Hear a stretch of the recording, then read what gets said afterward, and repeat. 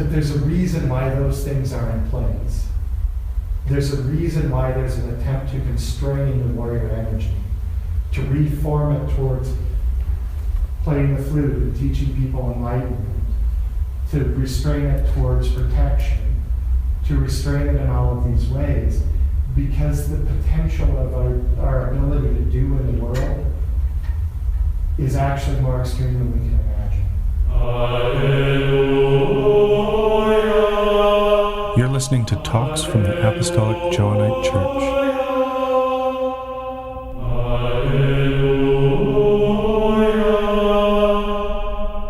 Expanded it quite a bit here, talking about some of the ways that we all interact a little bit.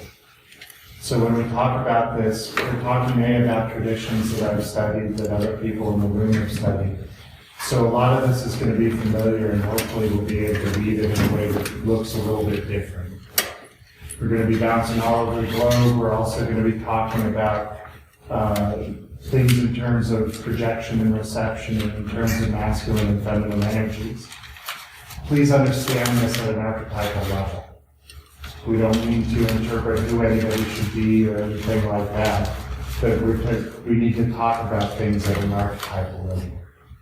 Awesome. If you're starting, I was just going to start. Yeah, go ahead. So thank you much for joining us today. We have a whole bunch of lectures here, and for some reason His Eminence decided that it would be best to start me off, and we'll hope that that doesn't go too terribly bad. So, the Johannite tradition, and I'm going to read a lot of this because I have some pretty specific ways I want to say things here. So. The Johannite tradition has a very long standing as one of the many warrior priest traditions in the world. And in this case, more specifically, the Western world. And as we'll see, the Western world and the Eastern world kind of differ in a little bit, in a few ways here. But it's been the fount of which much of the Western esoteric tradition has formed itself. In the West, we mainly talk about things around chivalric orders these days, but there's a much deeper tradition that goes past that. And really a tradition that we've largely lost, and have lost a lot of the abilities towards co-creation along with it. The ability to really take charge of our lives and move in a specific way. The way that's also very directed by divinity. So when we talk about this Johannite tradition, what I want to get out of this slide here is that not only is it something that's very old, but it's also something that carried a lot of the tradition with it. Other esoteric organizations like OTO, Golden Dawn, groups like this, just simply would not exist without the traditions that the Johannite tradition has carried forward with it. And they've always kind of been there. These are some plates that one of our other priests, Donato, shared with us here. And as we can see over here, we have Palprat on your right there as the Grandmaster of the Knights of the Temple. And over on the left, we see him as the Sovereign Pontiff of the Johannite Church. And of course, this tradition comes out of Palprat. But he was both, and just as people throughout the entire Templar tradition have embodied both of these traditions, we're kind of admonished ourselves to embody both of them as well. So let's talk about some of these concepts here. And the first one that I want to talk about is projection and reception. So here we see this symbol that I'm sure most of us are very familiar with the triangle pointing up and the triangle pointing down, that we often relate to as masculine and feminine, but also as just pure raw projection and reception.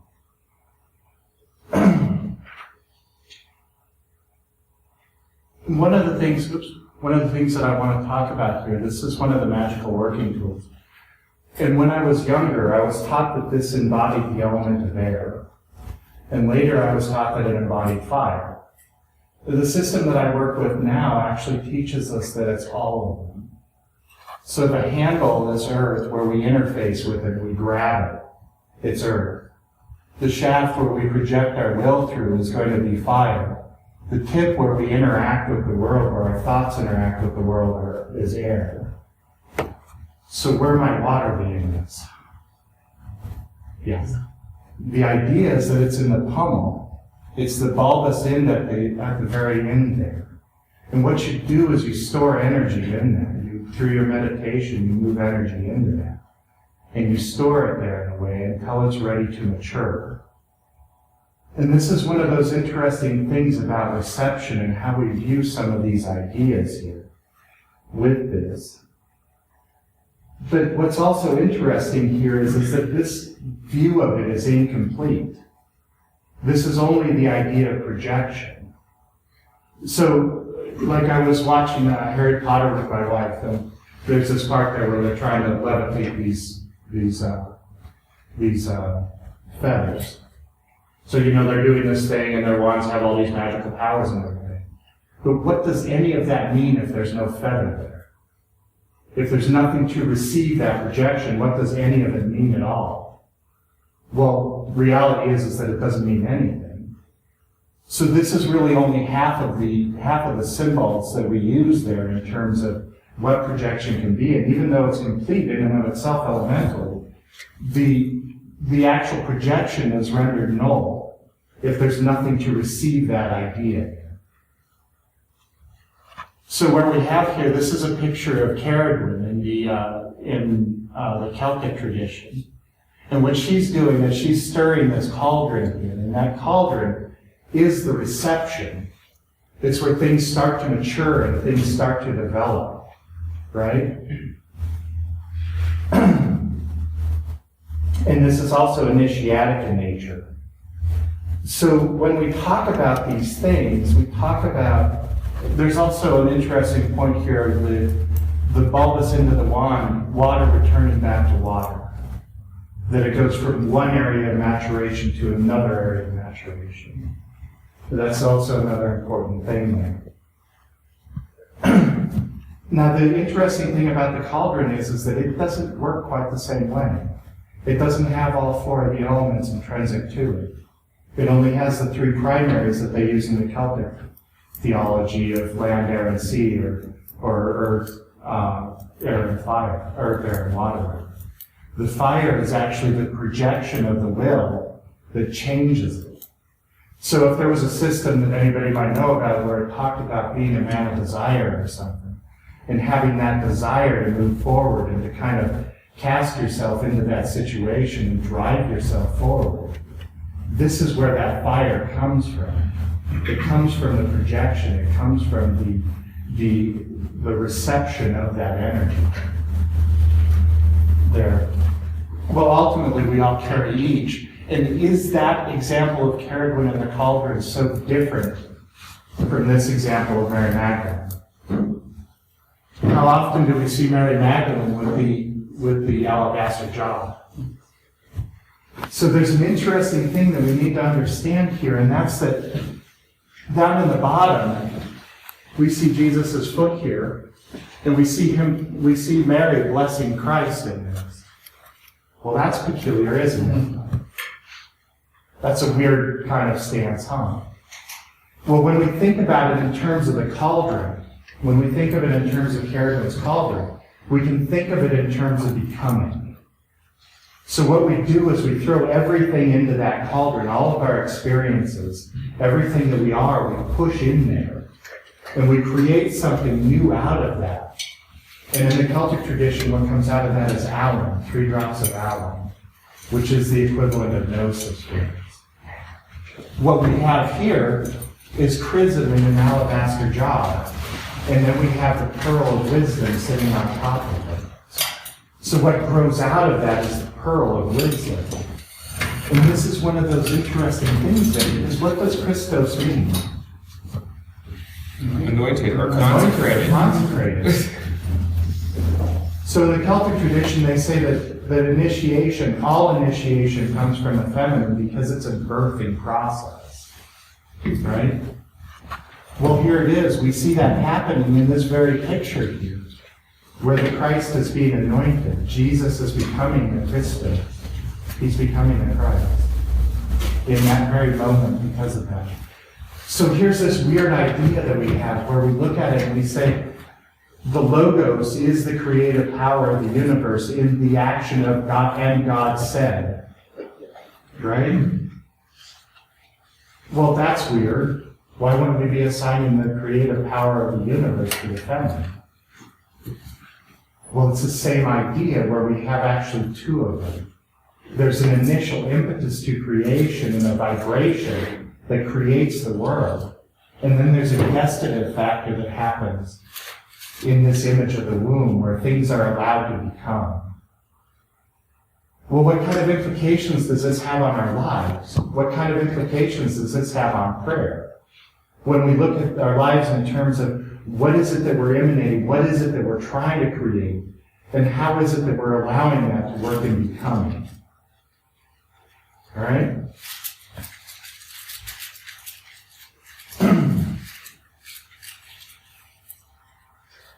So when I talk about these ideas, very often I get convinced that I'm, typecasting people, and that's really not my intention.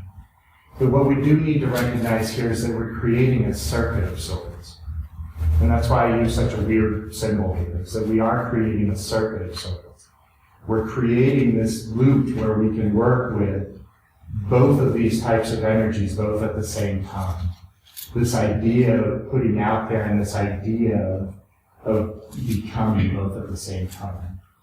The other thing that's really appropriate in this is that we're only seeing a very small part of this cycle right now. And in this system, it's going to carry alternating current. It's going to move back and forth between two places very, very rapidly at the speed of light, actually.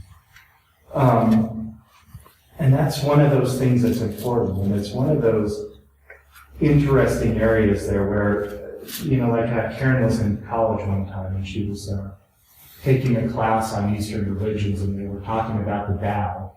And they said, well, the masculine is positive and the feminine is negative. Well, that sounds absolutely horrible when you think of it in terms of what we think about in terms of positive and negative illusion. But if you think about it as poles on a battery, and you recognize that it is projection's job to project and it's reception's job to receive, and they do that in different ways at different levels, now all of a sudden it doesn't seem quite so bad. There's this natural thing that happens there. So in the East, when we look at projection and reception, we look at something like this. And we see the yin and the yang there, and we see them both becoming and manifesting through each other. We haven't gotten to that model in our discussion yet. They're not manifesting through each other at this point in time. It's a very linear kind of projection. But let's take this into the real a little bit, because we always talk about how the map is not the territory. Let's bring this into the real world. And most of my parish will see this right away, because we talk about it a lot, but can people see projection and reception in this picture? As we go back to kind of some of our tribal past there. It's a little bit difficult to understand there. So here we see it a little bit better, where we see this idea of projection and reception. And we're starting to touch a little bit on this archetype that I'm talking about of the warrior and priest. But what we have, and there's this idea that's conveyed in parts of the Western esoteric tradition, that the masculine is going to be projective in the physical, but receptive in the spiritual. And that the feminine is going to be receptive in the physical and projective in the spiritual. So the answer to what it is that we're looking for is, yes, we see projection and reception there very easily, especially in Native American dance, where you have women in the very center dreaming this dream and moving in these very small little areas, very defined, right? And what they're doing is they're dreaming this dream up and projecting it up into the ethers. Well, then you have the masculine here, and in this case, they're forming a protective circle around them. But we're still not really co-creating through each other at this point, are we? But we're starting to get closer to this, and we're starting to see a little bit more projection and reception in this, and we're starting to see this idea of the warrior and the priest a little bit clearer. But this is where we actually find the projection of the masculine and the reception of the masculine in that system. So the women are dreaming this dream up into the ethers, the men on the side drumming are grabbing that, they're beating it into the ground, they're beating it into reality. They're receiving from Spirit and they're projecting it into the earth, which in turn creates the rhythm that the females in the center. Right? So all of a sudden, now we see them co-creating through each other, both masculine and feminine, in highly genderized roles that make it really easy to look at, working through each other in a different way. Anybody have any questions about this up to this point? Okay. Now here we see from the Buddha religion, we see the same kind of thing happen, drummers and dancers. And in fact, in that tradition, they say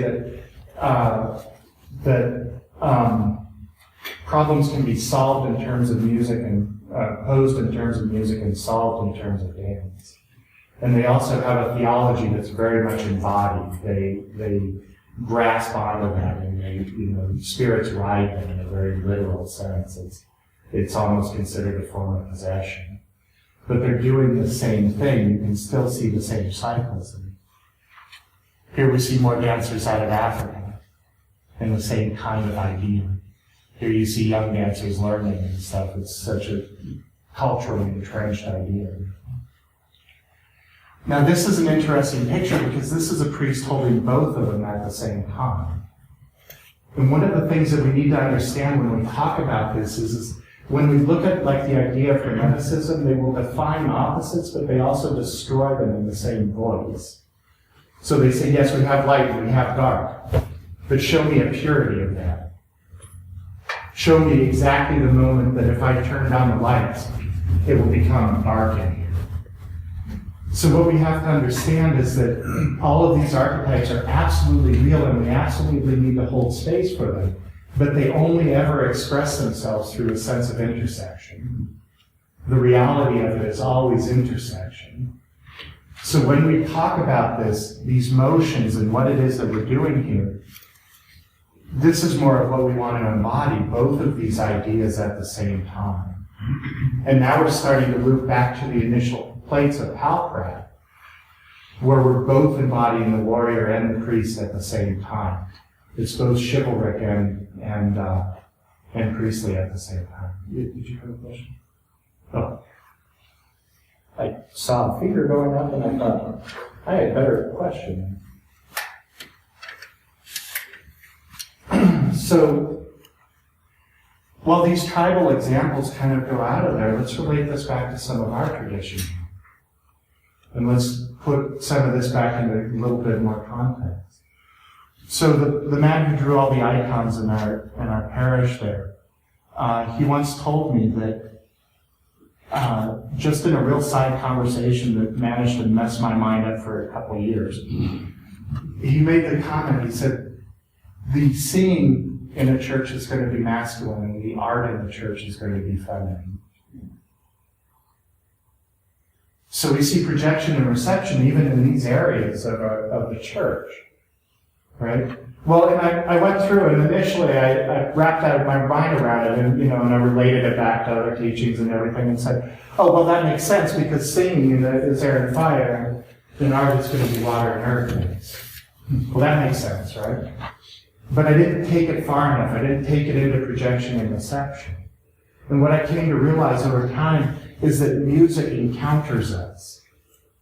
Just like my voice is encountering all of you, that vibration encounters each one of us. And it moves us in specific ways. We receive it to the degree of our willingness. However, art, we have to walk up, we have to interact with it, we have to be the proactive part of that. We have to engage with it.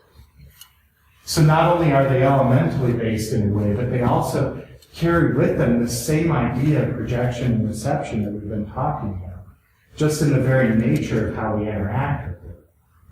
So really, how do we interact with our lives as well? Where do we project? Where do we receive? How do we interact with the people around us? What do we do when we're with people? How do we take these ideas and turn them into something different? How do we exemplify these same ideas in our lives? So the second idea that we need to talk about is infinite resonance, because this forms some of the bounds for what we do. Now, I chose this picture because it's one of His Eminence's ideas there that he talks about frequently, and that consequently I talk about frequently as well. But what we have here is some light source, and it's shining through some film, and it's creating lights on the back. Well, each one of those lights is really what we would call a sacred flame. We have a single light source that's creating all of these specks on the wall. And through that, we can kind of understand an awful lot about really the Gnostic idea of divinity and how it moves inside of us. Because it's nearly impossible to separate the spot from the flame. And when you look as one of those flames, as you look back up into the source, all that you see is that candle. And if I move over to my brother Scott over here and I say, I'm going to look back up from his place, all that I see is the sacred, all that I see is soul. So let's define that a little bit further here, and I'm going to assign a few different words to these. So my awareness of that lives as the atom nous, as the sacred flame in the heart. Right? When I look back up the source, traditional Gnostics would call that the twin or the double. It's the part of us that is already enlightened, already attained. So Gnosticism is a realized soteriology. It's already existing. Right? And when we look back up the source, we see that part of us that's a piece of the divine. Well, our acumen and our ability to understand divinity as a whole is then in many ways linked to our ability to compassion with each other and our ability to understand each other. Right? When we engage with other people, when we see source from their point of view, all of a sudden something different happens and we understand something outside of ourselves. And the more radically different we can get from ourselves, the more impressive that understanding becomes. So in the Celtic tradition that we've been talking about quite a bit, this is a picture of alum, right? This is a picture of their gnosis. And each one of those rays we see is actually 3 rays emanating from soul, surrounded by a sphere. So when we look at those dots, we need to not only understand that awareness, but we need to also understand that it's triplicate in nature. Well, that seems very strange, right? Because we don't, but actually we do the same thing. So here, what we see is common symbols that I'm sure that all of us are related to. But one of the important things that we get out of this is the name of Jehovah down here, Yod He Vav. And we see how that lays out at the Kabbalah on the body. Well, our awareness of that includes the sacred flame that we see there also in 3 rays with the Shin. And it changes Jehovah to Yeshua, the name of the Savior. Yod He Shin Vav. And it also dissects itself into 3 ways. So in a way, what are those 3 elements for us? They're the upper part of the tree of life. Hokmah, Binah, Ta. They're the Father, the Son, and the Holy Spirit. So our awareness of how we interact with divinity comes to us through the awareness of the sacred flame, that it's triplicate in nature, and it includes everything that we do and how we organize the Father, the Son, and the Holy Spirit in our lives. How we balance those energies. It's actually not that different, but in the opposite direction of Buddhism. So here we see the Paticca right? And there's this center part here that I'm going to explode onto. And in this, they have 3 poisons in the center. And depending on how we control those 3 poisons, we're either in like a hell realm or a heaven realm. So it's really either angels or demons, depending on our relationship with those 3 poisons. Well, we do very much the same thing, because if you break that Shin apart, it actually becomes the image of 3 males. Each one of those 3 elements in the Shin represents a male. So what we see in this is we see this idea of three nails, and the cross has always represented the material plane in most every system out there. So we see three nails nailing us to the material plane in this very crucifixive type of way, like literally in this case. We also see the sacred flame. So when I talk about this idea of how we integrate the sacred flame and how we integrate these components of the Father, the Son, and the Holy Spirit, what I really mean is, where in our lives are we splattered to the cross? Where in our lives are we having problems? And where in our lives have we integrated that into a cohesive whole, to where it's not three nails, but it's a sacred heart? And we're able to achieve some measure of understanding of divinity through that. Is all this making sense so far? I think probably a lot of people are very familiar with a lot of what I'm talking about here. So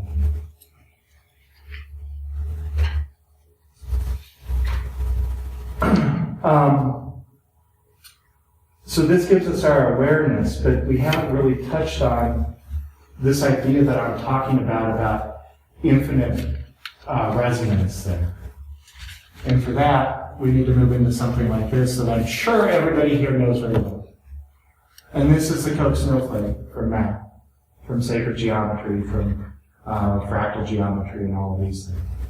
And what it does is it starts with a triangle, and then you trisect that line and that triangle to each surface and it continues. The reason why I'm bringing this up is because when you look at it here, we know that we can always trisect a line of any length. We can always segment it. So that actually becomes infinite length. When we look at the Koch snowflake, we need to see the possibility for infinite length of that line. And yet, it never really grows outside of that circle.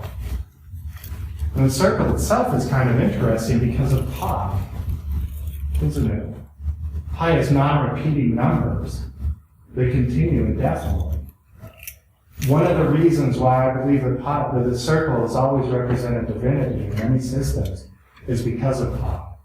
Because pi knows. Somewhere in pi, there's a representation for every grain of sand on the beach. There's a representation for how many heartbeats you'll have in your lifetime. There's a representation for every atom that's going to pass through nuclear decay in the heart of every sun and every star in the universe. Somewhere in pi, all of that is represented. And out of that probability, we're actually pulling this sense of infinity out of it. Right? Well, we do that to the degree that we're allowed to resonate ourselves with it. When we align ourselves with divinity, when we align ourselves with the actions that we take in the world, and we allow that to guide us, something interesting happens. And these are two tones. You claim them, they both vibrate separately, and then they start to vibrate together, right? Well, part of our understanding of divinity and part of our understanding of how we interact with the divine is much that same way. When we turn ourselves over, we allow divinity to flow into our heart, and we allow all of that creative energy to flow into it. And well, this is complicated because how God is infinite. So by definition, I can't be infinite too, because all of infinity is with God, right? Wait, that doesn't work. Infinity is infinite. Why can't God be infinite and God's aspect in me be infinite as well? Well, that's sticky, isn't it? But think about the energy that gives us in our lives. Think about the energy that we get through prayer, the energy that we get through this channel with divinity. And understand and believe through these images and everything else that it is actually infinite. Wow, that's part where everybody gets real quiet, huh? Because that's not really easy to think about, because we don't have the experience of it. And yet, these are the energies, these are the very things that we're talking about. when we're talking about the warrior and the priest. And when I talk about what we've lost in terms of procreation, when I talk about what we've lost in terms of how we approach divinity, how we understand our own divinity, well, all of a sudden we're touching on these ideas of not just mega energy, but infinite energy, infinite possibility that draws and knows everything about the world now.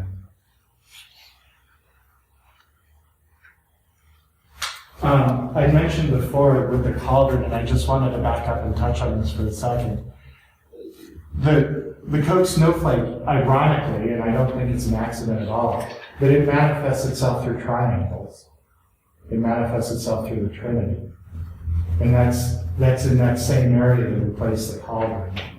When we talk about four and the four elements, we talk about squares at that point in time. And if we replicate squares out in the same way, what we did is this Fibonacci spiral in this idea of becoming in the world. So when you look at the difference between the wand and the chalice in that way, and you look at the difference between where it is that they're manifesting, and you can look at the chalice really is creating into infinity and bringing in that infinite nature. And you can look at that infinite nature then playing out through projection of the world in the square.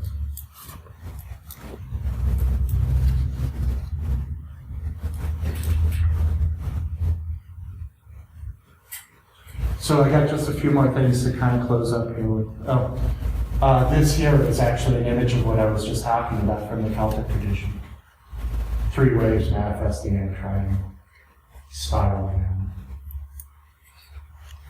So it's not, these ideas aren't that unprecedented.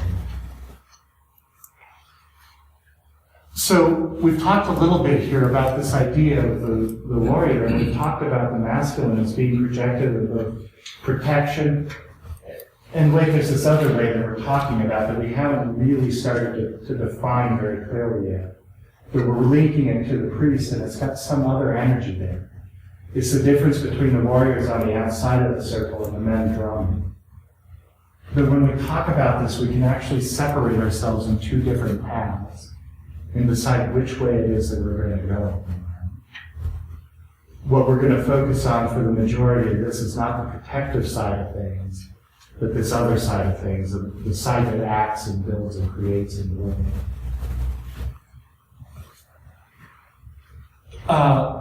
One other thing that I just wanted to mention here. If you look at this symbol, so let's turn it on its side and let's start it spinning in 3 dimensions. And we did something like this. But wait, there's 2 little balls there, aren't there, where they manifest through each other. We did something like this. So don't let me go too crazy with this, because I'm not presenting an ancient aliens kind of thing or anything like that. I just don't believe in that. But what I do believe is that when you tap into truth, it replicates itself in reality and builds itself into ways that are somewhat strange. That we start to see it at different levels of reality, almost like as above and so below. We start to see those things manifesting themselves in all kinds of different ways. Just because we understand something interesting about the nature of divinity, we also see something that we're only just discovering and understanding in our own selves. So when we talk about projection and reception, and we start to get into this here, the same symbols that we've been talking about are actually right here. You see the warrior in the front and the priest on the back. That we're taught in the Templar tradition that we should look at this as the 4 Knights of Christ who were so poor that they only had 1 horse. Well, that seems a little trite, doesn't it? They're carpooling. Yeah, they're carpooling. Absolutely, yeah. And yet they had so much money that the King of France decided to wipe them off the face of the earth and try to gather it, but they couldn't afford 2 unicorns. It's a sharing economy. Yeah. Well, what we have here is we have 2 parts of the same person riding on a single horse. 2 parts of our being on a single mission. Right? So when we look at this, we not only need to understand the 2 parts of ourselves, but we also need to understand what our mission is. where are we leading that horse? Right? What's it doing there for us? So here, I've pulled out 3 systems that I've studied, and our brother Brian in the back has quite a bit of acumen, so maybe he can beat me about the head and shoulders if I get something wrong there. But, this is the first of them, and I want to talk about 3 of these warrior priest traditions. So this is from Shingon, Tengan Nikyo, which is kind of a form of Vajrayana Buddhism. They would call itself that. But as I talk about frequently, Johannites are Christian and Gnostic, but kind of not either. You know, it's a weird kind of thing. Shingon is very much the same way. But we'll read this here, and I'm just going to read this off here. Shugendo can loosely be translated as the path of training to achieve spiritual powers. It blends pre-Buddhist mountain worship, Kananaboda Shinko, and the idea that the mountains are the home of the dead and the agricultural spirits. Shamanic beliefs, animism, aesthetic practices, Chinese yin-yang, mysticism, alchemy, Taoist magic, and the rituals and spells of esoteric tantric Buddhism in the hope of achieving magical skills, medical powers, and enlightenment. Wow, that's awful. But what's important down here is, as a general rule, the sect stresses physical endurance as the path to enlightenment. And there's all of these trials. There's 9 of them that people go through, and I picked out some here. This is one of them. And in this one here, you can see that they're dangling him off of by a rope there while he meditates over the ledge. And this is actually the second part of it. The first part of it is scaling the mountain. You're not supposed to think about that. You just walk up to the mountain, start climbing, and find your way to the top. Now, when this was happening there, they weren't holding us. They tied it off to a tree for us, and there was a loop that they put around your wrists and you'd hold yourself over the mountain. There wasn't a safety net like in this picture. You'd hold yourself off the mountain in the same kind of position where there was a possibility of serious bodily injury. We could do that at Conflict one year as like a team exercise. I think we should do that. A seminary hazing. We can get to the So here's a firewalk, and you can see the people in the background. This is like a Shugendo weekend retreat here. They don't take a picture of a lot of things. When the priests actually do this, they build a great big bonfire, and they just knock it to the ground, and people walk over the coals there. So it's not quite as protected, but they have responsibility here for other people that are necessarily part of their life. This one here is a water trial, and you can see the snow on the left-hand side there. This water here is actually salt water, so it can get below 32 degrees. But there's still chunks of ice and everything. The idea is that he's to sit there until his teacher tells him to stop. And he doesn't know if that's 2 hours, he doesn't know if that's 3 days, he doesn't know if he's ever going to leave there. But there's an interesting thing that happens. And this is something that the church itself would probably really not want me to talk about, because the church as a whole really wants people to be safe and have a secure environment. But there's something, this is crazy, loses your mind. But there's something here, there's some gifts that we get out of this. And think about the position that he's in there, where he doesn't know if he's going to have hypothermia, he doesn't know if he's going to survive it, he doesn't know if he's going to die, and he doesn't know how long he's going to be there. But there's this attitude that's created, and it's part of this warrior side of things, that it doesn't matter what happens to me. If this is my last action on earth, however trivial it is, I'm going to do it perfectly. And I don't know that there's another place that we get these ideas outside of that. But it is something important. So here's one other aspect of this tradition that's really interesting, and that's that the tradition itself, there was a point when they came through and they saw the farmers being conscripted into military service. They said, man, that's horrible. We can't allow that to happen. Well, they didn't have anything, and here you see them with farming tools and everything else. But they came in and they taught them, they trained them how to do things, how to be better than what they were, and how to defend themselves. And that gave rise to this tradition here, where you see the same farming implement here. And we don't really recognize, we all recognize this symbol, but its kanji is there, which you literally see the kanji for sword over the kanji for heart. Well, that's pretty brutal, isn't it? And yet the word means endurance, perseverance. It's though you hold your sword over my heart, I will endure and eventually overcome. This is what this is what the farmers got from the Yamabushi out of that. So when we look at this, we can see that there's a few components here. There's this idea of mind science, and I say mind science because Tendai Nikyo literally means mind science. And then we have shamanic and natural reverence as a connection to the mountains, as a connection to the ancestors. We see a Zen practice manifesting itself through endurance. We see Taoist alchemy and magic down there in the bottom, a view of the natural world. And we see this medical idea up here in the corner. Let's continue on and we'll see how we compare these. So this gentleman here is a man named Will of the Torres. He's the Grand Master of the Kunlun Hai Kun Tao Silat system. But he prefers everybody to call him uncle, so we'll just refer to him that way. And in this system, what happened is that the English invaded Indonesia. And it was they took away all of their weapons and stuff like that. Not that they were extremely developed at that point anyways. You see this is what warfare looked like pre that era, right? Where it was mainly a wrestling match and everything in the region. Well, the Torres family went to China and they went to Japan and they learned these martial arts and they came back and they started teaching people there. Kind of in the same way that the Yamabushi taught the villagers there.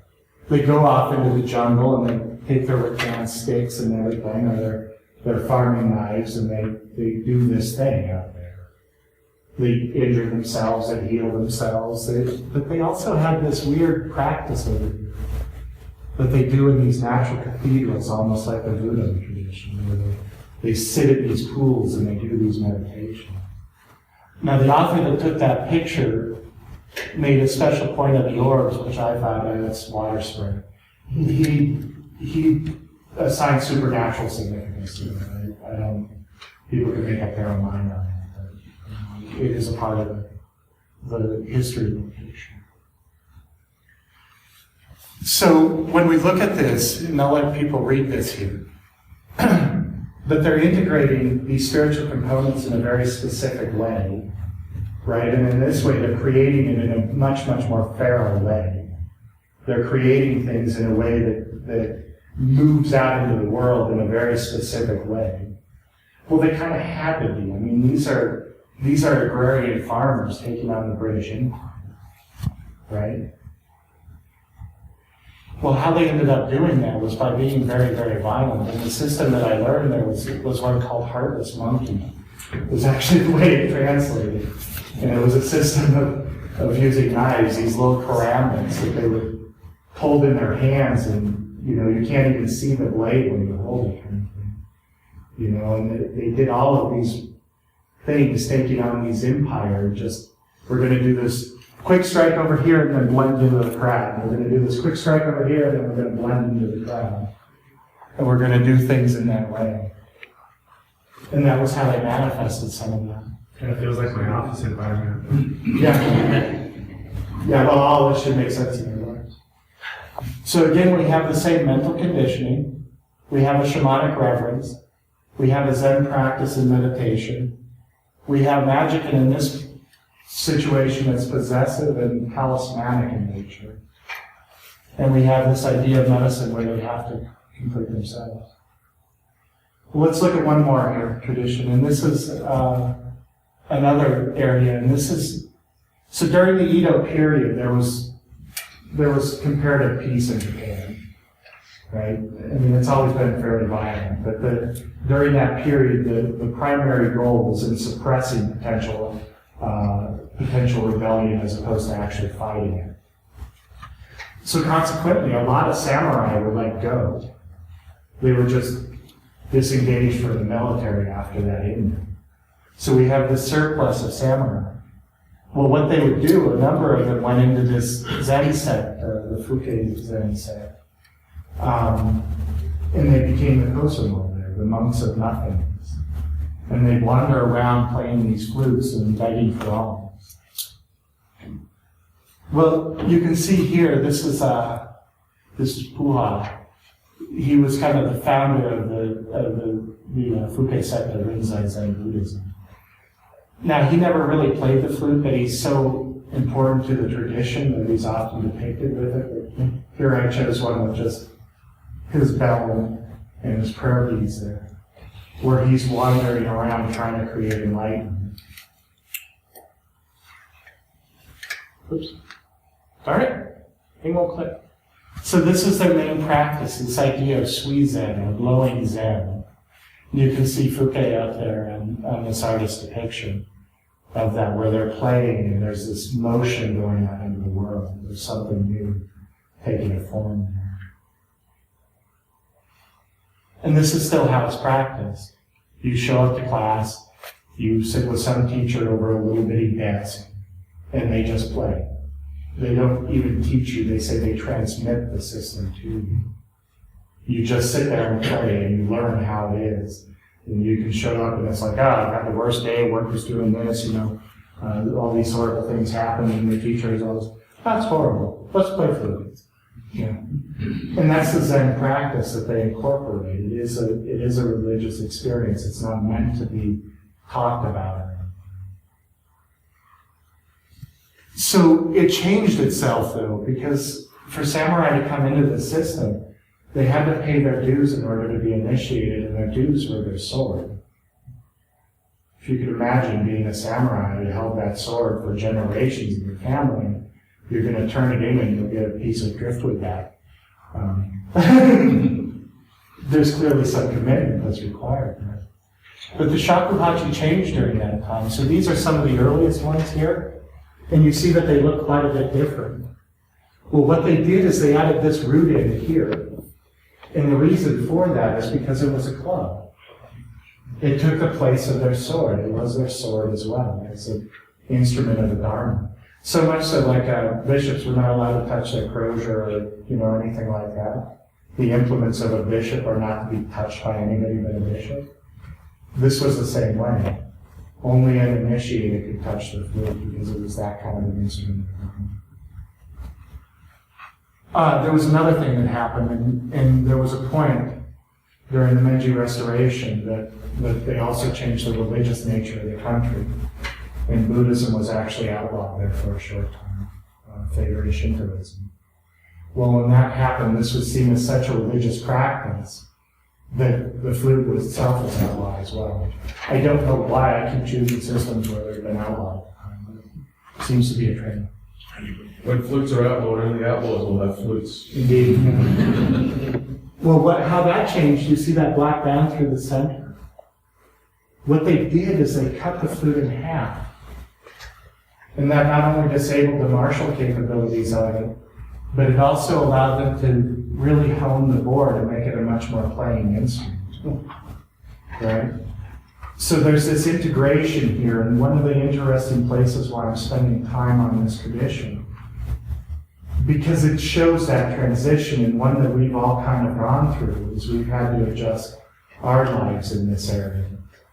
When we've tried to suppress a lot of the warrior energies there that we've put out there, when these things have been suppressed, what they need to do is change form. They change it to where they're playing for the Dharma. They're taking all of those energies and they're bringing God back into the world in their own way. They're bringing spirit back into the world in their own way. They're increasing enlightenment in their own way. These were the individuals that did this, by the way. And you can not see anything samurai-ish about them at all. In fact, it's even hard to go look and go like, oh, that is a flute, not a sword. Just by the way that they're holding it. This gentleman, the second to the right, is my teacher's great-grandfather. So, a man named Kawase Kurosawa.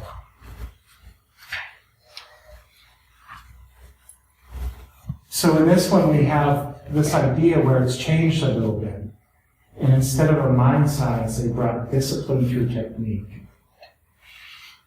We have also got an emulation of nature. Most of what they play has some natural component. You have a Zen practice of breathing and playing that way. You have an esoteric transmission of the sutras through the music. And medicine is not intrinsic to the system. That's all that's good. So when we talk about these attributes, we can notice a bunch of things about similarities about these particular traditions. The first is that each of them practice some sort of religion, and while different from the norm, is also pretty potent in its own mind. They're on the fringes out there. So this focus creates a sense of unity, it creates a sense of compassion, and it creates it in a way that they see the entire world as being unified with them. The same way that we talked about with the lights on the walls. The same way that we kind of understand these things, that there's only one reflection in the world. When they're around people, they're both charitable and aloof. Yeah. So, they'll come in, they'll try to help people, and then they'll get out and they'll go back to their mountain and, pray their prayers and be alone. They very often seek solitude.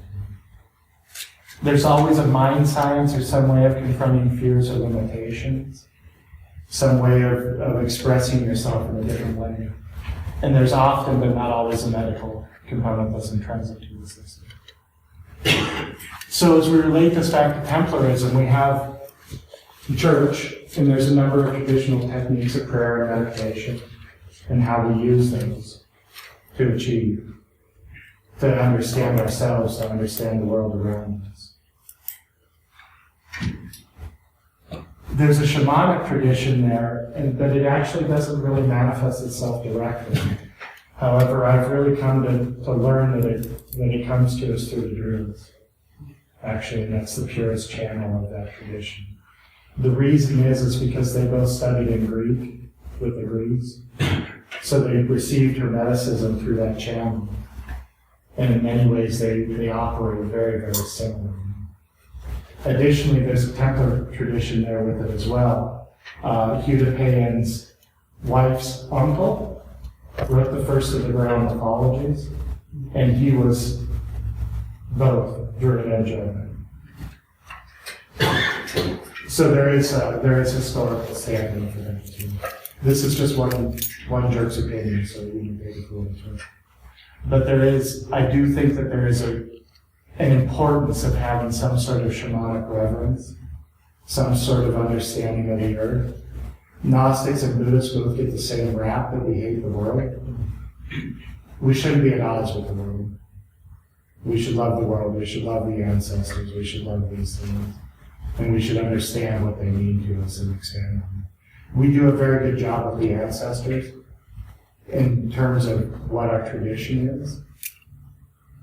But yeah, we could expand on that. We could do that. Journey towards enlightenment. Things probably contemplative prayer would be the most applicable there, the most direct relationship to these.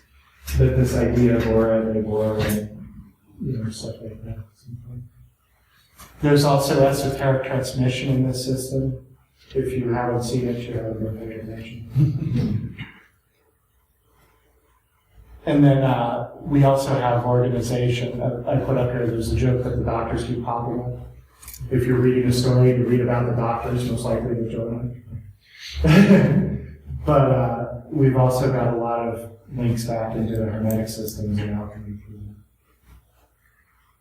So if I could lay this out as far as what it is, how we lay this out, and that one of our systems talks about, not in our system specifically, but a sister system there, talks about how there's 3 lights and 1 base.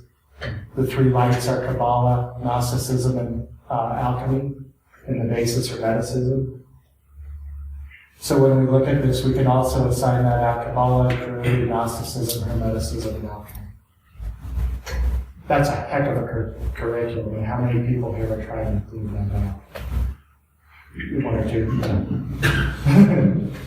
So. I was thinking about starting. Yeah. Sounds similar. So let's talk about a cycle here. Now that we've talked about both these warrior energies and this priest energy, let's talk about how this can play itself out in the universe. So we have a choice of what to do. The one thing that God promises us is free will. And He never promises a great life. He never promises anything. He promises free will. And salvation. That might be good for some people. So you have the choice of what to do, and ideally this should be informed by our awareness through the sacred flame. The priest projects that idea up to spirit. The side of us that prays projects this up to spirit. It dreams this dream. And it allows it to create fullness. Not guiding it in any way, but allowing it to fill in the spaces of that. The warrior then receives this direction from the priest's request to the divine. And this is exceedingly important in this next step. The warrior makes the choice to act in accordance with the divine and not their own ego. And this is what creates that resonance. So we have the choice as to whether or not we're going to follow the divine or not. We have the choice as to whether or not we're going to work with divinity. And in that choice, we need to make this choice in not one way, but two. A, we need to surrender in a way to divinity and allow divinity to fill us and allow it to create in us what we're trying to create, to fill in the blanks and the understanding that we don't have. And number two, we need to commit to the moment of inevitability, right? And this is complicated, but the way that it was described to me was the birthing process. You can think an awful lot about having a kid or not, but when the egg is fertilized, inevitability, becoming is inevitable. So much where we sabotage ourselves is that we walk right up to this place where it's like, if I take one more step, the action that I want to occur will be inevitable. And there's this moment of choice that we have to step through that threshold and allow everything to unfold itself wherever its conclusion is going to go to. If we don't take that step, things don't become. And we block ourselves so often by not taking that step. And that's one of those critical areas there. This moment of decision, in this moment that you're going to trust the divine. And there's a prayer that we have, it's kind of esoteric, and we might not have heard of it. It kind of aligns us with this, but it starts off, Our Father, who art in heaven, hallowed be thy name. Maybe somebody. But it talks about that moment of surrender to divinity. That moment that it's not my will but yours. That moment where we receive directions from divinity itself. And when we align ourselves and we allow it to resonate, that's when we hit that infinite energy. Right? Then the warrior acts in moments of complete unity and total direction of will towards a singular action directed through divinity and with the energy of the divine expanding within them. The priest then receives that physical energy from the warrior action and directs it back to the divine in a perfect act of co-creation. Well, that sounds beautiful, doesn't it? And if I could define it in one phrase, I would say that that's what it means to dwell in the divine life. To co-create, to allow divinity to move through you and to act through you in a way that is capable of creating perfect action. So there's a saying, one of my favorite sayings in the Nag Hammadi scriptures, and I'm going to butcher it as an exact phrase, but you'll get the gist of it. It comes from the Great Announcement by Seven Magus. And what it says is, above the tree, there's a fire that is the storehouse. And the flesh of the tree, the trunk, the leaves, the branches, all of that will burn away. But the fruit of the tree, if its imagining has been perfected and it takes the shape of itself, will not be cast into the fire, but put into the storehouse. So we hear these things, by your fruit shall you know them. Well, what are the conditions in that phrase for us creating fruit and for us dwelling in the vine and the Lord? Number one is that its imagining must be perfected. And I'm sorry, there are some smart people in this room, but none of us are perfect. Divinity can give us perfection. It can move perfection through us if we allow it to release us. The other part of that is that it takes the shape of itself. Well, that's peculiar, isn't it? If I were to really think about that, I might think that each individual is special in some way and is working with divinity in some strange way that divinity needs in order to manifest that aspect. That each person not only has the potential for creating perfectly imagined fruit, but that fruit must take the shape of itself. That each person has a different fruit that they're supposed to develop. So when we think about this idea of dwelling in the vine of the Lord, it's actually fairly complex. Not only in all of the resonance and everything that we've been talking about, but also in terms of how it is that we allow manifestation to occur. What is our emotion? What is it that we're attempting to do in the world? And what is it that God is helping us with? So I got one exercise for us here, and I'm going to read this through, and I'm going to ask everybody to do this with me for a moment. We're going to go through the whole step there we did. Well, it doesn't have to.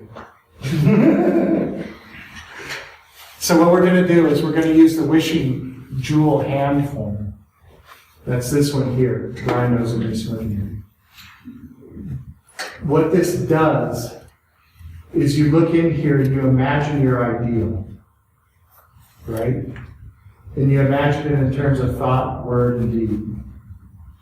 So sacramentally, we might call this matter, form, and intent, if we were to do that. But these are the sentences, the three secrets for co-creation. So what are we thinking? What are we saying? What are we doing? And all of that takes place in this image that we see in this triangle. And then it radiates out into the world through our fingers. Okay, so we're going to imagine ourselves, and in this place we're going to constrain all of this to the action of taking one breath. So we imagine ourselves taking that breath. We push that thought of a single perfect natural breath into the cloud of unknowing, and then we let go of that thought.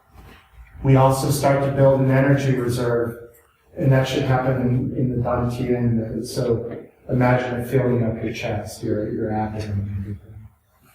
Allow your mind to go blank and access the priest energy, connect with the divine, and allow ideas to emerge that from that place that fill the wishing jewel until you have a crystal clear image of all the three secrets that we just talked about happening in there. Do not direct it. Allow God to fill that for you. Allow this channel back from the divine to fill that for you. Allow it to grow into fullness and do this in an observing way. Do not guide the process. Allow it to be channeled back to you in a single form. Allow this to loop until you feel that you have perfected the technique in your mind, in your emotions, in your body, and allow it to resonate with the divine and the energy of the universe. When all of that feels perfect and you feel the time is exactly right, make the decision to align yourself with the perfect vision from the divine. Decide to take the action to make this step inevitable. Usually in that case, it's an exhale. If you exhale, it's pretty much inevitable that you're going to inhale. So, at least I hope so. And when that happens, feel the entire room filled. That's a very strange combination. With the overwhelming, boundless, and unstoppable power of your will in that moment. And know that all of creation is within you in that moment and that you are unstoppable. Then take one breath.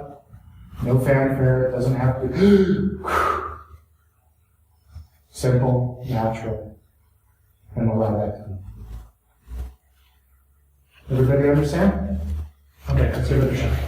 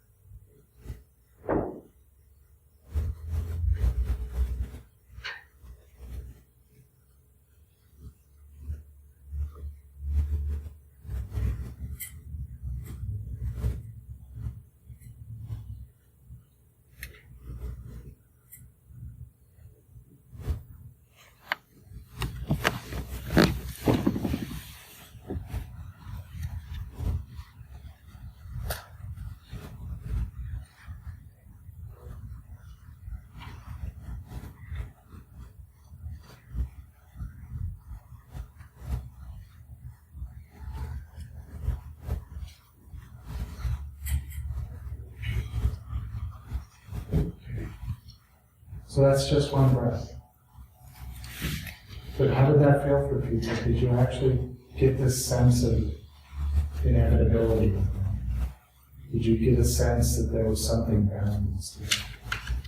That you were tapping into something more? That you were controlling energies that fathom your lives?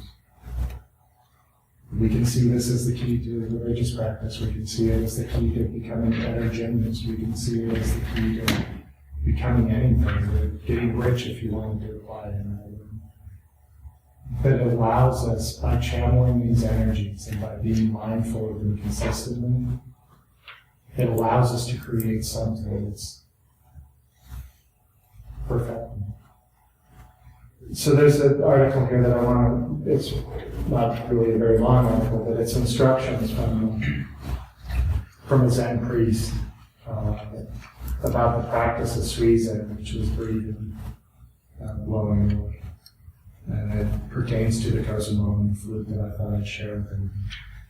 Understand that it's all Zen-y and it's kind of convoluted and wibbly wobbly, so we'll just understand that right off the bat.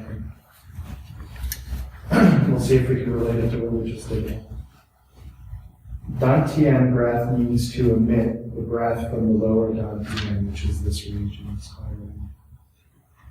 There is a breath which, collected in the Dantian, goes out of the body through the bamboo pipe, and there is resonance of soundlessness circulating within the body, as if it was resonating ground for the gradual fading sound of a distant temple bell. The resonance of the sound that goes out through the bamboo pipe and the resonance of the soundlessness, that is to say, the resonance of the soundlessness circulating within the body, completely merge and, so to speak, manifest the sound. If one of the two is missing, sound will not come into existence. Being and nothingness are one and different. And different, they are one. See? You must understand that light, yo, is darkness on, and that the light is darkness, and the darkness is light. If there was only something in our ceremony, we'd build a spiritual temple of living stones, both light and dark. Maybe we should add something like that. Yeah. The resonance of Suizen is one in many, and you could say that there are many in one. It is just like the sound of resonance and the sound of non-resonance together transform breath into sound because of the very existence of the bamboo pipe. But you must also know that even if the bamboo pipe would not exist, breath would still circulate through the universe, and it would play the resonance of the soundlessness. If you understand the above principles, then you know that your whole body is breath, and that your whole body, which creates resonance, this is what was meant by knowing the oneness of breath. Let the breath which has been created in the Dantian expand through the universe, and when the Dantian is nothing other than the universe, and the universe is nothing other than the Dantian, we're resonating. The breath is circulating by Ah-Um. You must know that the breath of Ah is that which goes through the bamboo pipe, and the breath of is within the body that creates resonance and non-resonance, and lets it circulate. So there's a pretty long tradition of all of these things, and we have a huge tradition of this in our church as well. But these are things that are largely suppressed in a way, and I think actively so. Not necessarily by the church, but because they're dangerous in a way.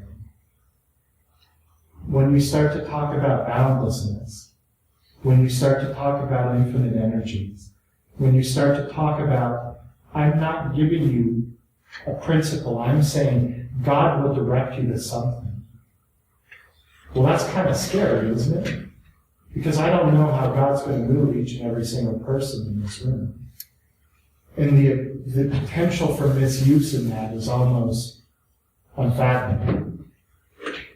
So what's happened over the years and where we're at right now is that a lot of these energies have been neutered in a way.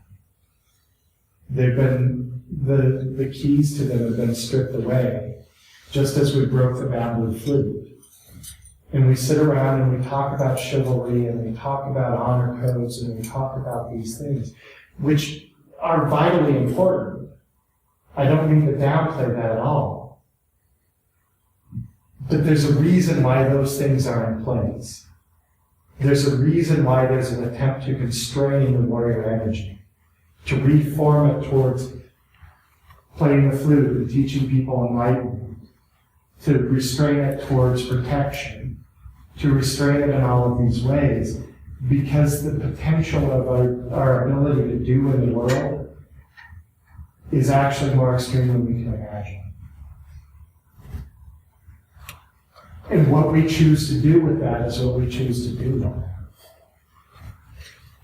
Our brother Dr. Spengler in the back will talk about chaplain stuff here in a few. And I really encourage people to listen to him. I've had the opportunity to speak to Dr. Spengler, and he brings an incredible wealth of information to it. But one of the things that I learned in prison chaplain work is that not everybody is ready to hear these things. There are some times that I need to sit down and say, hey, you know what? Raping people is not okay. Let's go back and let's think about this for a few. Murdering, not okay. Stealing things, not okay. We need to cover some of these things. Let's go back to the Ten Commandments. Let's drive those things in a little bit. And to release things like this to people that would use them in that way is almost criminal.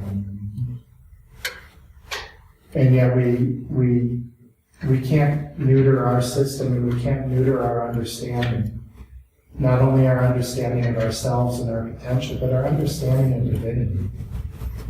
We cut God off at the knees when we don't allow Him full expression in our lives.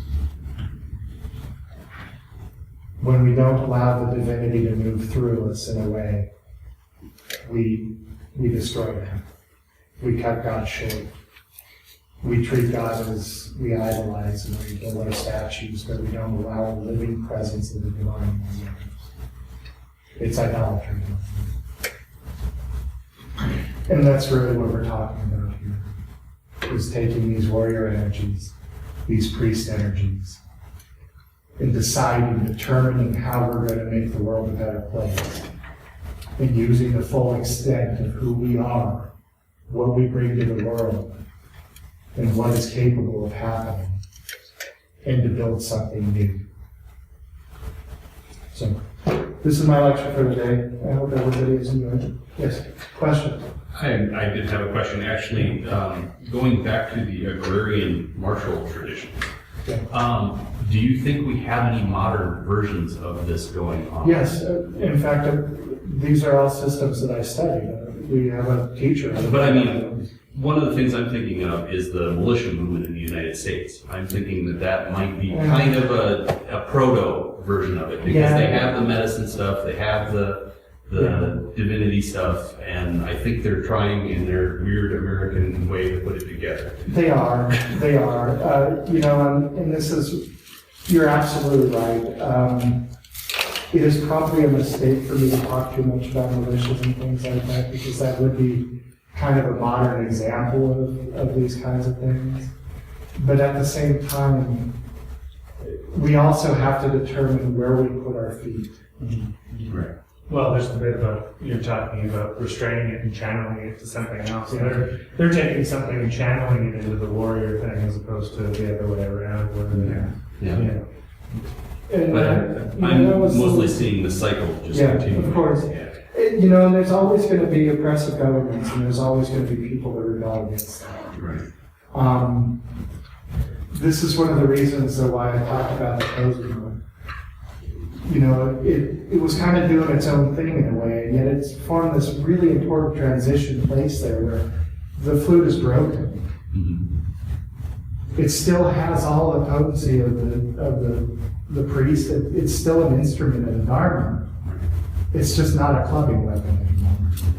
And at some point in time, if we're going to integrate with society, we have to choose where it is that we stand. We have to intentionally not limit our ability to channel these energies, but limit our ability to act on them in specific ways.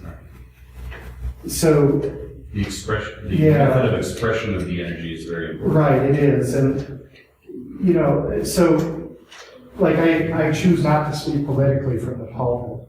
I know a lot of priests in here don't. But one of the reasons why that is because I don't want people influenced by that. Right. My opinion should not be gospel out there. Well, people will say, don't you feel constrained, like you're not making your voice? No, what opinion do I have that's greater than God lives in every person? And if I plant my flag on that, then I have to understand that some things are contradictory to me. And if I choose to see divinity in every single person around me, it's not that I'm limiting my expression of God at that point. It's that I'm channeling it to something that I believe to be the highest of ends, and the awakening and the enlightenment of everybody around me. So yeah, it's not that I don't see the same cycle that you see, and you're absolutely right. It's that I'm going, this is being taped. I don't want, we're not a friends weird group or anything. Right, we're not right. screaming and yelling for. And I'm coming at it from a purely academic. This is And- I see yeah. kind of the signs there. Absolutely, and academically, you're correct. I mean, you can make this over and over again. Brother, I'm sorry. Go ahead. Well, this has been, and that's why Father Bray and I get along so well. This is definitely a topic that has some of the most interest for me and experience. But when we're talking about the warrior path, and especially the warrior path as we get to the priest path, I think some of the most danger is considering it from a purely academic and intellectual level, because it's not a true experiential experience of what this entails, I think. And hearing about this, even as Father Bray was saying when we started getting into the Nikkei sect, is that this is a spirituality as found, I believe, in the original Templars and all of the different faiths that actually had a warrior priestly sect that is in its true sense, it's tantric. And by tantric meaning that the body is involved, it's not neglected. That physical trials, physical training, physical experience leads to this sort of enlightenment. You cannot bypass it. It is impossible to have a warrior tradition without going through the warrior path. You can't jump ahead because you try to understand it from an academic point of view. It is a fallacy, and I think it's dangerous. An example would be that in my class I have students all the time, they're very much interested in this esoteric stuff. They want to learn the Kuchi. And how to do these magical hand positions and the mudras and everything. Just like my teacher before me, they would not talk about it until at least you made it to black belt. And it's not so much as a secretive thing you're trying to hold on to, is that until the student has sweated, they've bled, they've cried, they've almost been choked out by another person, is that there's these things about the warrior path about conflict and change that can only be experienced to be integrated. Otherwise, it's a mental play that we can get duped into understanding. Yeah. I would not go into an order or join a systematic that gives you a sword without understanding how to use that sword. How is that handled? How is it properly dealt with? What happens if you misuse it? Things that may seem trivial, almost ancient, but have some applications about what that warrior tradition means, that to me is vital and could not be bypassed simply trying to attack it from an academic, rational point of view. There's so many missteps. And that's part of what I'm seeing of this transfer of how do you become the warrior to the flute player and everything. And what do these things mean is that you're taking some lessons of conflict and change, you're actually encountering danger, spiritual, physical uncertainty, being hung off a mountain and everything. It's interesting to see, but until you put yourself that, until you've been under the waterfall, until you've been through places of conflict that the warrior priest chooses to go to. It's not what life just kind of deals with you, something that you go towards in a conscious effort that separates that. And through this whole discussion, that's the biggest thing that I'm seeing is, as people interested, not everybody is a warrior priest, not everybody can be. It is something that is consciously tackled and hopefully come out on the other side. But it's a reflection, I guess, from my point of view, that has to be something experienced. It can't be talked about, it cannot be learned about through the program, kind of. And just through gnosis cannot be given. Absolutely. You mean at least remind them that a sheet again? I was like, Hey, I wish I could help you. So, and I think that perhaps this is connected to some of the comments that are being made here about the sort of lived experience of this. This is something that I have a great deal of difficulty personally sort of manifesting. I mean, even doing the perfect breath, you know, it was incredibly difficult for me. It's just not something, and I wonder to what extent the sort of intellectualization of it provides a kind of block to it, and what ways in what ways would you think somebody like me could overcome those blocks? well, the way that they do it in martial arts and everything is to destroy the ego. Right. So it's a big task for me. Yeah, it's a big task for everybody. But it's, as Brian said, you know, you get choked out for a little while. All of a sudden, you know, you're laying there on the mat going, maybe I have a few things to learn, right? You know, so it has this ego stripping away kind of action that happens with you. But ironically, when I was learning the elements, it wasn't, you know, I learned it with my parents in their church when I was growing up, but I didn't really learn it until it's things, you know, like motions. I integrated it much more because of where I was and because of the body aspect of it. But for integration to occur, it has to be a bodily thing, as Brian was saying. It has to come into your being, you know, in some way, and it has to be beyond our intellect. God doesn't speak to you, you know. It's like trying to teach my dog calculus, you know. I mean, our intellect is as vast as it isn't on par with divinity's. So for us to understand divinity, we have to allow that to move through us, to be quiet, to be egoless, to our Father who art in heaven, you know, give that up. And it is a challenge, and it's also misguided in a way too, because we talk about ego destruction, but who here would have made the journey out here or sit in a little bitty room like this if they didn't have a strong enough ego to do it? Right? We have to have such an ego, but we have to redirect that ego to where we're engaging. And that's difficult because it happens moment by moment. It's in little bitty decisions that you make. Thank you. This comes from earlier in the talk, this idea of the male and female, positive, negative, receptive, projective. It made me think of the duality between Shiva and Shakti. For some reason, I've never been Hindu, but for some reason, so many things make more sense to me through Hindu terminology. I don't know why, I should look into that. It's really primordial stuff. Yeah. I mean, even looking at Christianity as a form of bhakti yoga, to me. I mean, it's like a devotional path to divinity and not possibly the only one. Things like that. So it's kind of like a meta-narrative in a way. We're kind of looking at the nuts and bolts, the DOS script of the program, this matrix we live in. But anyway, could you sort of address that idea of the Shiva Shakti kind of distinction there where... Well, to be quite honest, there's things that I've studied, but I didn't really reference them because I'm not on par with where I'd like to be in that particular faith.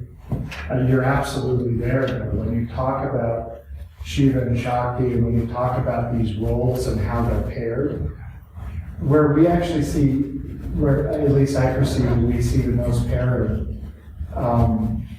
comes from the Solomonic tradition, where we have angels and demons that are paired. in that system, yeah. Giving all sorts of different expressions to both spiritual ideas and physical ideas. Solomon didn't consult angels and the mathematics for the temple, he consulted demons, because we misunderstand that sense of the devil. Most people do. I love the answer. Yeah, it's whenever you look at those pairings and everything, and that is not an expression that I would want to limit for you. We're a church, everybody who's in this room came here from a lot of places and have a huge path behind them and a huge spiritual tradition and a lot of things. Some of them very, very peculiar, some of them more mainstream, some of them all over the place. But that's a good thing to do. We're stronger because we integrate other things. We're stronger because we don't fear light being shed on things. Somebody comes in and says, hey, the Buddha's doing like this. Great, let's relate that to what we do and see where we can come from. Let's see what this is. And if you got to follow what you do and make that real for you.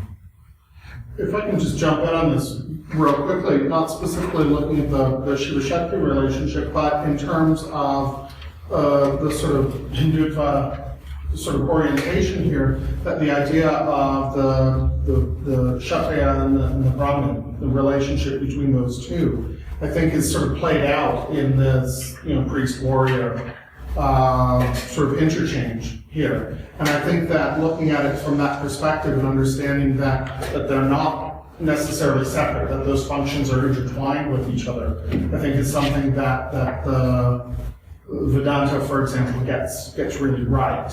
And I think can sort of contribute to our understanding of this. One more question and we got to wrap up here. I already saw the next picture. And but there's a word that I think that we use a lot. We're not using it here, but I think it applies, which is apostleship. This idea of being sent forth and working out into the world. And we can know all the things that we know, and we can do all the devotionals that we do, but without having that sense of being sent forth, of working out in the world, of healing the world, of working with the people. That's kind of our. We may not be warriors against an archonic over government, but we are working against a system that oppresses people that don't normally have a leg up, and we are working in a world where people just have misfortune happen to them, and it's our job to minister to them and to be sent forth in that direction. So I keep getting that word brought up inside of me when you keep talking about this warrior priest and being out in the world. It's apostleship. It's apostleship. That's being sent out and actually, fighting the good fight and doing what you need to do, and maybe and probably do a little. We can do a little bit. We can always do. Absolutely. Thank you, brother. Thank you.